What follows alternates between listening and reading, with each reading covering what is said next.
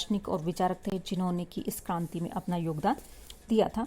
कि क्रांति के पूर्व फ्रांस के कई लेखक जैसे विचारक थे और दार्शनिक हुए जिन्होंने जनता में मौजूदा व्यवस्था के विरुद्ध क्रांति की भावना को जागृत करने का बहुत ज़्यादा प्रयास किया था और इसके कारण क्रांति हुई।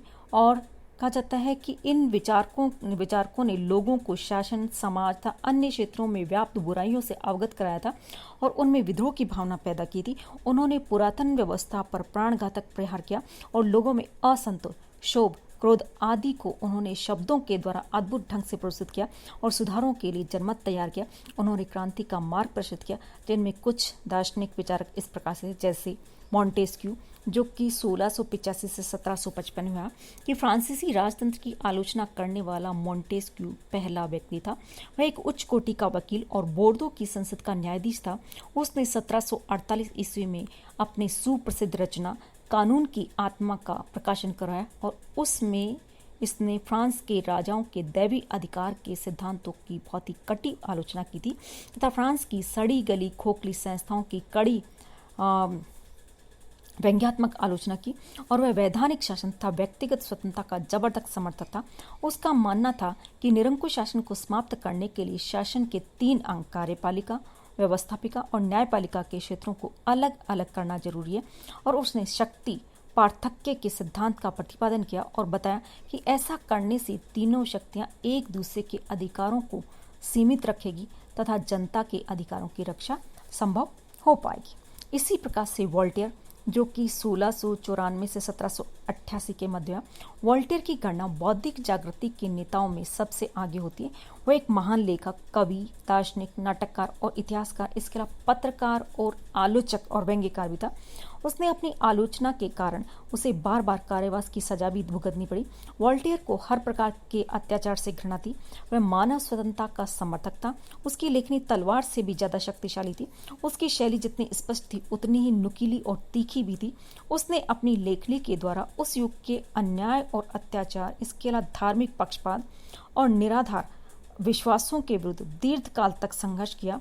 और हैजन के शब्दों में वह जो कुछ भी लिखता था उसमें उसकी आत्मा का उत्साह और उमंग दिखाई पड़ता था। कटु व्यंग्य के तीर छोड़ने में और धूल में मिला देने वाला वाक प्रहार करने में वह दक्ष था। वोल्टेयर ने सबसे अधिक प्रहार चर्च पर किया। वह चर्च को बदनाम चीज कहकर पुकारता था। उसने धर्म के सभी बाह्य आडंबर जो उनका जोरदार खंडन किया था। उसकी रचना 14वें लुई का इतिहास एक अनमोल कृति मानी जाती है। तो इस प्रकार से वोल्टेयर ने जनता को जागृत करने का प्रयास किया था। इसी प्रकार से रूसो, जो कि 1712 से 1778 के मध्य हुआ, इस युग के विचारकों में जीन चेकस रूसो का स्थान सबसे ऊपर था। अपनी प्रारंभिक रचनाओं में रूसो ने यह विचार दिया कि आदि मानव एक भला, न्यायशील तथा सुखी प्राणी था, किंतु सभ्यता ने उसे भ्रष्ट और पतित कर दिया। इसीलिए सभ्यता की जड़ों को उखाड़ फेंकना चाहिए और एक आदर्श समाज का निर्माण करना चाहिए। रूसो ने अपने सभी क्रांतिकारी विचार तथा अपनी सुप्रसिद्ध पुस्तक सामाजिक संविधा में इसके बारे में लिखा। और पुस्तक का पहला वाक्य मनुष्य स्वतंत्र पैदा हुआ था किंतु वह सर्वत्र बंधनों से जकड़ा हुआ है, वास्तविक सत्य को प्रतिपादित करता है। रूसो के अनुसार सभी शासन सत्ताओं की उत्पत्ति एक संविधा के द्वारा हुई जिसे लोगों ने प्राकृतिक दशा में रहते समय किया था, जिसे वे इच्छा के अनुसार बदल भी सकते हैं, परंतु प्रभुत्व समस्त जनता में निवास करता है, न कि किसी व्यक्ति अथवा वर्ग में। सभी व्यक्ति स्वतंत्र और समान हैं और सरकार का कर्तव्य है कि प्रत्येक व्यक्ति के अधिकारों की रक्षा करना। यदि शासन और शासित में से कोई इसके विरुद्ध कार्य करे तो दूसरे को इस बात का अधिकार होगा कि वह उसे उचित दंड दे। और रूसो के विचारों ने यूरोप के निरंकुश राज्यों की जड़ें खोदने में सबसे ज़्यादा महत्वपूर्ण भूमिका अदा की। और नेपोलियन ने तो यहाँ तक कहा था कि यदि रूसो का जन्म न होता तो फ्रांस में राज्य क्रांति का होना असंभव था। इसके अलावा कुछ अन्य विचारक भी हुए जैसे दिद्रो, आर्लो बेयर एवं केने आदि विचारकों ने भी लोगों को जागृत करने में अपना योगदान दिया। दिद्रो ने एक विशाल ज्ञान कोश का संपादन किया जिसमें तत्कालीन युग के प्रमुख विद्वानों की रचनाएं इकट्ठी की गई। इसमें धर्म और राजनीति से संबंधित आलोचनात्मक लेख लिखे गए जिनसे विद्रोह की गंध आ रही थी और राजतंत्र की निरंकुशता और स्वेच्छाचारिता, चर्च की अनैतिकता, सामंती व्यवस्था की अनुपयोगिता, सामाजिक असमानता, शासन की भ्रष्टता आदि पर कठोर प्रहार किए गए थे और इससे लोगों को एक नया दृष्टिकोण मिला।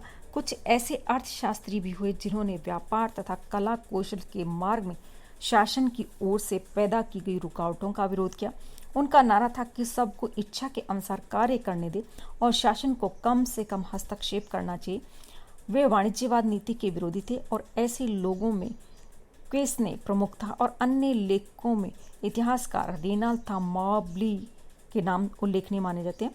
फ्रांस के उपयुक्त विचारकों एवं लेखकों ने लोगों के दिमाग में बौद्धिक हलचल पैदा की और फ्रांसीसी क्रांति के मनोवैज्ञानिक आधार को पुष्ट किया और स्वतंत्रता, समानता, सहिष्णुता, उन्मुक्तता, व्यापार और जनसत्ता संबंधी विचारों ने पुरातन व्यवस्था को उखाड़ने में शक्तिशाली अस्त्रों की भूमिका अदा की। तो इस प्रकार से ये बहुत सारे विचारक थे जिन्होंने की जनता को जागृत किया और क्रांति जो उसमें महत्वपूर्ण भूमिका अदा की। इसके अलावा कुछ अन्य छोटे मोटे कारण भी थे कि जैसे अमेरिका के स्वतंत्रता संघर्ष में फ्रांस ने इंग्लैंड के विरुद्ध उपनिवेशों की सहायता दी थी और इस युद्ध के कारण फ्रांस के राजकोष पर भारी बोझ पड़ा और आर्थिक स्थिति बिगड़ गई थी। इसीलिए सरकार को स्टेटस जनरल का अधिवेशन बुलाना पड़ता। दूसरी तरफ इस संघर्ष में फ्रांस के हजारों स्वयंसेवकों और सैनिकों ने भी भाग लिया था और वापस स्वदेश आने के बाद उन लोगों ने फ्रांस के लोगों को भी क्रांति के लिए उत्साहित किया। अत्याचारी शासन के विरुद्ध लड़ना कैसे लड़ा जा सकता है इसका उन्होंने अनुभव किया और आयरलैंड के लोगों ने भी निरंकुश शासन के विरुद्ध आंदोलन करके 1789 से 82 की अवधि में काफी सारी सुविधाएं प्राप्त कर ली थी।